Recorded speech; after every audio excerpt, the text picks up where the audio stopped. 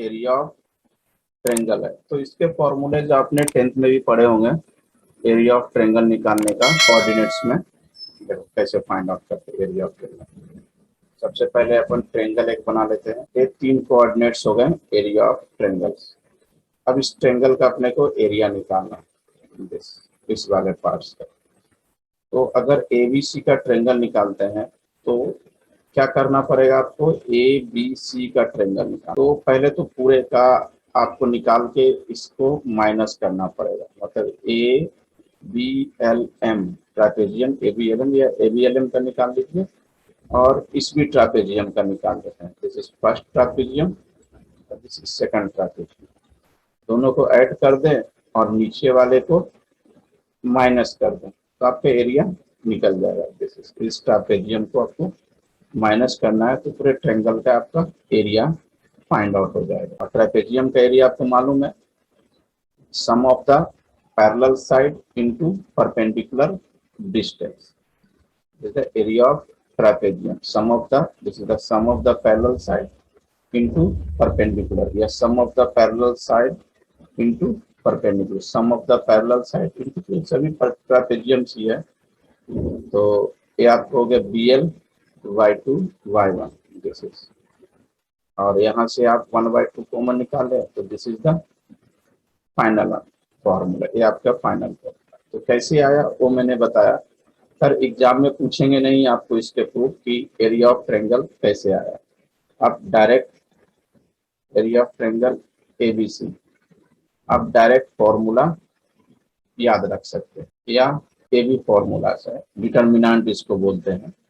तो एक बार अभी आपको नहीं पढ़ना है, या आपको 12th में पढ़ना है डिटर्मिनेंट, तो इससे भी आप निकाल सकते हैं। कैसे सॉल्व करते हैं वो मैं जरा डिटर्मिनेंट बता देता हूँ आपको। 1/2 तो बाहर ही है, x1 लिया, ए कैंसिल आउट, ए कैंसिल आउट, तो y2 माइनस y3। x1 लिया तो जो लेंगे उसके horizontally cancel out, horizontal cancel out, vertical cancel. इससे multiply y2 minus y3 plus x1 फिर प्लस, फिर उसके बाद x2 लेंगे, ये क्या है प्लस माइनस प्लस। आप चाहे तो इस तरह से भी ले सकते हैं, प्लस माइनस प्लस आप इस तरह से ले सकते हैं। तो आप 12th में जो पढ़ोगे आप यही पढ़ोगे, ऊपर जो मैंने बताया ना प्लस माइनस प्लस, यही कंसेप्ट पढ़ोगे। क्योंकि मैंने को ऊपर वाला फॉर्मूले को मैचिंग करना है तो मैं ये नीचे वाला के हिसाब से बता। अब जैसे अब आपको क्या लेना है, x2 लेना है, तो मैं x2 के हिसाब से बताता हूँ। अब क्या लेना है, x2 लेना है, ए गायब हो जाएगा, माइनस x2, और ये क्या हो जाएगा y1, इसका इससे मल्टीप्लाई माइनस दिस, तो y1 minus y3 minus x2, फिर आ जाओ प्लस x3 लेंगे। तो जरा मैं इसको रफ कर देता हूँ और x3 के हिसाब से आपको बता। x3 लिया, ए गायब, इसका इससे multiply y1 minus y2, this is the final. ऊपर जैसा ही पूरा सेम है, देखो x1 y2 minus y3 x1 y2 minus. अब बोलोगे सर यहाँ तो चेंज लग रहा है, चेंज नहीं, मैं इसको ऊपर जैसा आपको मिला देता हूँ, x1 y2 माइनस y3। अब यहाँ से माइनस कॉमन ले लो तो बाहर क्या हो जाएगा, प्लस हो जाएगा x2, और एक चेंज हो जाएगा, क्या चेंज हो जाएगा, y3 minus y1 plus x3, तो y1 minus y2, this is the formula. अब मैं आपको एक ट्रिक बता देता हूँ, एक फॉर्मूला याद रखने का, इसको याद कैसे रख सकते हैं। जैसे आपके पास ट्रायंगल क्या था, x1 y1 x2 y2 and x3 y। एक काम करना, तो मैं 2 तरीके बता दूँ एरिया ऑफ ट्रायंगल का याद रखने। जैसे 1/2, पहले x1 लिखो, 1 2 3, 1 तो ले लिया, 1 के बाद क्या आएगा आपका 2 और 3 आएगा, तो y2 माइनस y3 प्लस, यहाँ x1 लिया तो यहाँ क्या ले लो x2 आएगा, तो 2 के बाद क्या आएगा 3, तो 3 के बाद तो कुछ है नहीं, तो फिर से 1 रिपीट कर देंगे, 3 और 1, y3 माइनस y1। अब ले लेते हैं x3 ले लिया, तो x3 3 के बाद तो कुछ बाद में है नहीं, तो शुरुआत कर देंगे, तो 1 2 हो जाएगा, y1 minus y2, this is the formula. एक और इजी तरीका बता देता हूँ याद करने का। एक्स ट्रायंगल है, इसको लिख लो x1 y1, x2 y2, x3 y3, तीन कोऑर्डिनेट था, तीनों मैंने लिख दिया। और जो पहला वाला था उसको फिर से लिख दिया एक बार, x1 y1। अब जब मैं एरिया ऑफ ट्रायंगल AB से निकालूंगा 1/2, तो कैसे निकालोगे, इसका इससे मल्टीप्लाई, मतलब x1 y2 माइनस इसका इससे मल्टीप्लाई y1 x2 प्लस फिर इसका इससे multiply x2 y3 minus y2 x3 plus फिर इसका इससे मल्टीप्लाई x3 y1 और इसका इससे मल्टीप्लाई माइनस y3 x1। तो आप इस तरह से भी आप फॉर्मूला निकाल सकते हो, ऑब्जेक्टिव के लिए बहुत ज़्यादा हेल्पफुल होगा। अब आप बोलोगे सर ऊपर नीचे का तो सेम नहीं दिख रहा, अलग अलग नहीं है, दोनों सेम ही है। आप जब ब्रैकेट इसको ओपन करोगे ना ये वाला फॉर्मूला का, तो आपको नीचे वाला फॉर्मूला आपको ऑटोमेटिक आपको दिख जाएगा। एग्जाम में आप कोई भी फॉर्मूले से बना सकते हैं, कोई दिक्कत नहीं। कुछ नोट पॉइंट है, एरिया ऑफ ट्रायंगल ऑब्वियसली एक ओरिजिन है और दो कोऑर्डिनेट दिया हुआ है, तो एक फॉर्मूला हो जाएगा area x1/2 minus x2/1, direct objective के लिए हेल्पफुल है। एरिया ऑफ पॉलीगन्स के लिए, पॉलीगन्स मतलब एन साइड, मतलब इस फॉर्मूले से आप ट्रायंगल का तो निकाल ही सकते हैं, ट्रायंगल का हो, स्क्वायर का हो, पेंटागन का हो, हेक्सागोन का हो, किसी का भी निकाल सकते हैं। जनरल फॉर्मूला है। 3 पॉइंट कोलिनियर कब होगा, एक तो उधर कंडीशन बताया था मैंने डिस्टेंस फॉर्मूला में कोलिनियरिटी का, एक मैं यहाँ बता देता हूँ।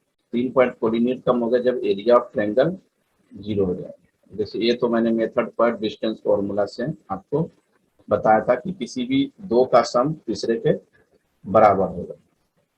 Method second, area of triangle को 0 कर दो, this is also condition of collinear. अब जरा इसका आंसर बताओ क्या होगा निकाल के।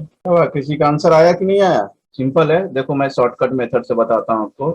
0 0 1 2 3 4 0 0, हाँ इसका इससे मल्टीप्लाई माइनस इसका इससे मल्टीप्लाई, ये तो 0 ही हो गया, प्लस इसका इससे मल्टीप्लाई 4 माइनस इसका इससे मल्टीप्लाई 6 प्लस इसका इससे मल्टीप्लाई 0 माइनस इसका इससे मल्टीप्लाई 0, ये हो गया 1/2, 4 में से 6 गया -2, और तो 1/2 इंटू 2, दिस इज 1।